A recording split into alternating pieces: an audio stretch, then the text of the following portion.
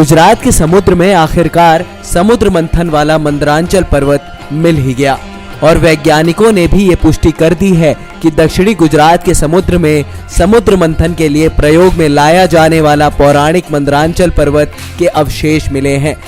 हिंदू धर्म में बहुत सी कथाएं हैं जो एक बहती हुई नदी की तरह हैं, जिससे हम सबको कुछ न कुछ सीखने को मिलता है। उन्हीं कथाओं में से एक कथा है समुद्र मंथन की कथा, जिसमें देवताओं और राक्षसों से नागराज वासुकी और मंदरांचल पर्वत की सहायता से समुद्र का मंथन किया गया था और उस मंथन से बहुत सी चीजें निकली थी, जिसमें लक्ष्मी, चंद्रमा, अप्सराएं और भगवान धन्वंतरी अमृत को लेकर निकले थे।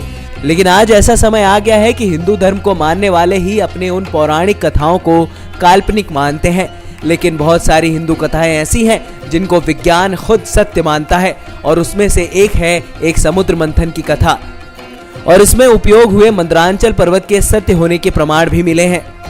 भगवत पुराण में भी समुद्र मंथन का उल्लेख किया गया है, जिसमें देवताओं और असुरों के द्वारा मंदरांचल पर्वत को आधार बनाकर नागराज की मदद से क्षीर सागर का मंथन किया गया था।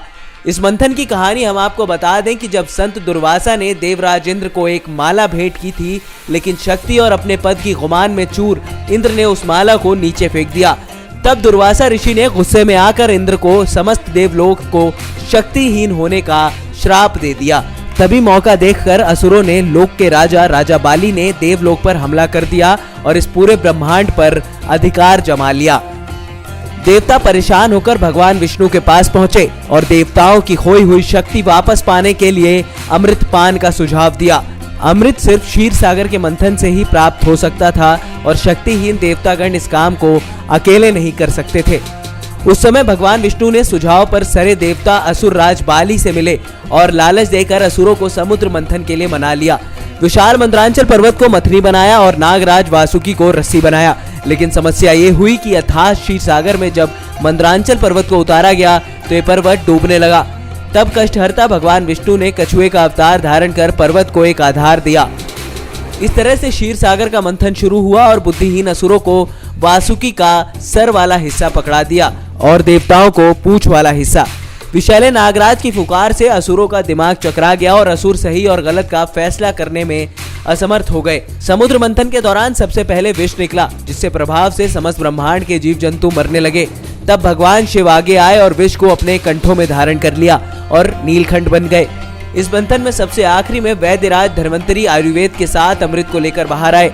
तब अमृत को लेकर असुरों और देवताओं में छीना झपटी शुरू हो गई और भगवान विष्णु को मोहिनी अवतार में आना पड़ा। तब असुर भगवान की माया जाल को समझ नहीं पाए और भगवान ने देवताओं को अमृत और असुरों को मदिरा पिला दी। तो इस तरह से देवताओं की उन शक्तियां वापस मिली और समुद्र मंथन सहित मंदरांचल पर्वत इतिहास बनकर रह गया।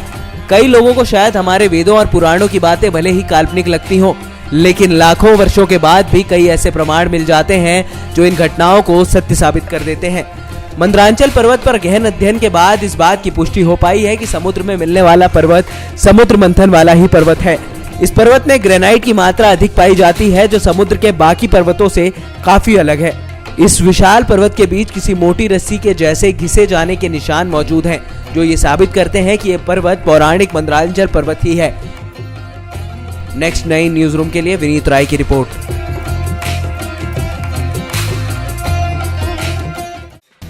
Subscribe now to receive new updates, reviews and news.